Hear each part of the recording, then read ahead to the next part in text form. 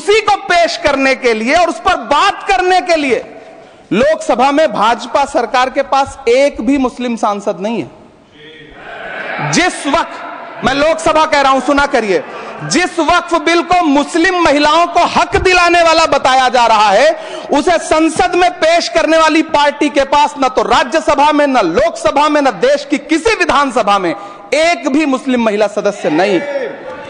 कल किरण रिजिजू जी कह रहे थे कि रेलवे की जमीनें देश की जमीनें हैं, डिफेंस की जमीनें देश की जमीनें हैं।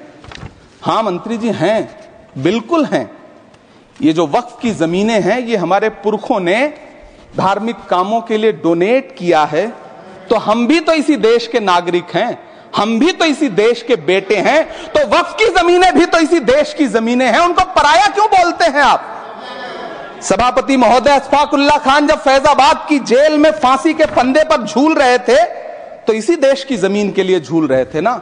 सभापति महोदय, अंडमान की जेल में काला पानी की सजा काटकर अपनी जान देने वाले मौलाना फजले हक खैराबादी हो या शेर खान अफरीदी हो, वो भी तो इसी जमीन के लिए अपनी जान दे रहे थे ना।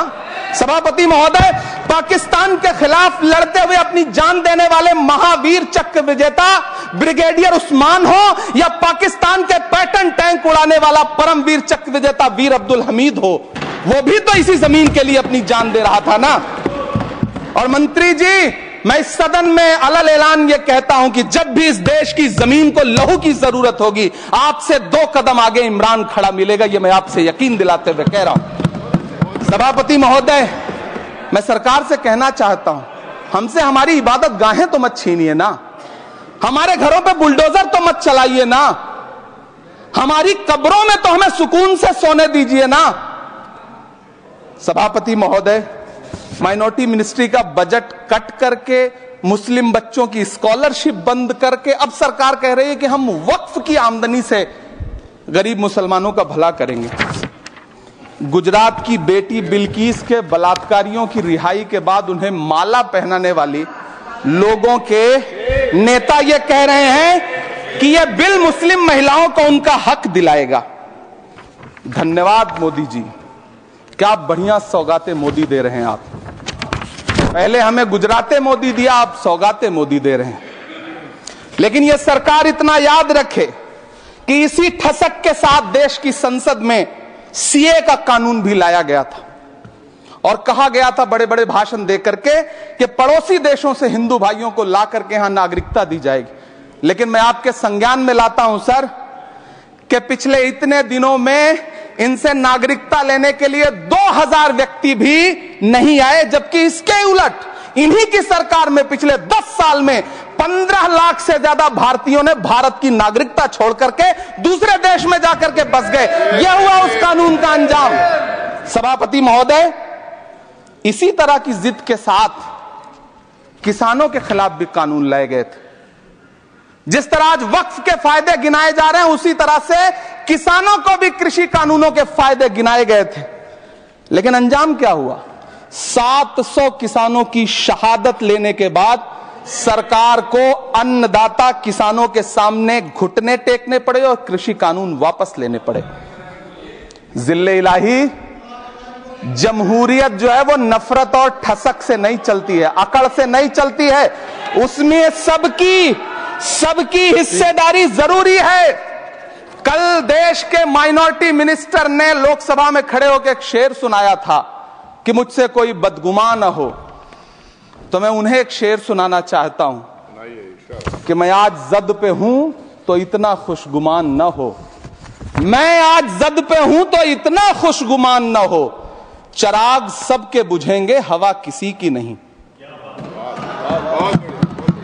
नीतीश कुमार जी हो, चंद्रबाबू नायडू जी हो, चिराग पासवान जी हो, जयंत चौधरी जी हो, देवे गौड़ा जी हो, जीतन राम मांझी जी हो, सबको समझना पड़ेगा कि जब जंगल में आग लगती है तो न वो बरगद बचते हैं जो हवा को आंधी में तब्दील करते हैं, न वो बांस बचते हैं जो आपसी रगड़ से चिंगारी पैदा करते हैं।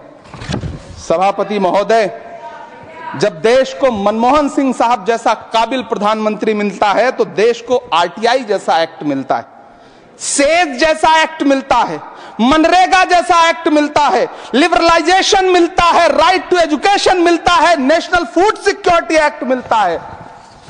लेकिन जब देश को सौगातें मोदी मिलती है तो क्या मिलता है? सीए मिलता है, फॉर्म्स लॉ मिलता है, आर्टिकल 370 मिलता है, इलेक्टोरल बॉन्ड जैसा एक्ट मिलता है और वक्फ अमेंडमेंट एक्ट जैसे बिल देश को मिलते हैं। मुझे तो अपने हमवतन भाइयों से पूछना है कि आपको अपने बच्चों की तरक्की, खुशहाली और नौकरी की दरकार है या फिर मुसलमानों की दान की गई जमीनों को लूटकर धन्ना सेठों को देने की साजिश करने वाले कानून की? सभापति महोदय, यह सरकार रात के 3 बजे तक पूरे देश को जगा करके संसद में अपने ही नागरिकों को नीचा दिखाने के लिए वक्फ बिल ला रही थी, तो उधर रात के 1:30 बजे अमेरिका हम पर 26% टैरिफ लगा रहा था। सरकार की प्राथमिकताएं देश को पता। सभापति महोदय, मैं बहुत भावुक हूं आज, और मुझे अच्छा लगा कि आदरणीय नेता सदन जगत प्रकाश नड्डा जी ने बहुत अच्छी बातें भी की, मन से बातें की। क्योंकि उनके नाम में प्रकाश जुड़ा है तो मैं उनमें हमेशा एक रोशनी की किरण देखता हूं। मैं उनके सामने बहुत अदब से यह बात कहना चाहता हूं कि चिरागों के सफर में दबदबा हो आंधियों का तो फिर अंजाम जुल्मत के सिवा कुछ भी नहीं होगा। यह दुनिया नफरतों के आखिरी स्टेज पर है, इलाज इसका मोहब्बत के सिवा कुछ भी नहीं होगा। मैं भावुक हूं, मेरी पलकें गीली हैं। अगर देश की एक बहुत बड़ी आबादी को लगता है कि आप उसका भला करने के लिए नहीं बल्कि उनकी इबादत गाहों, उनकी कब्र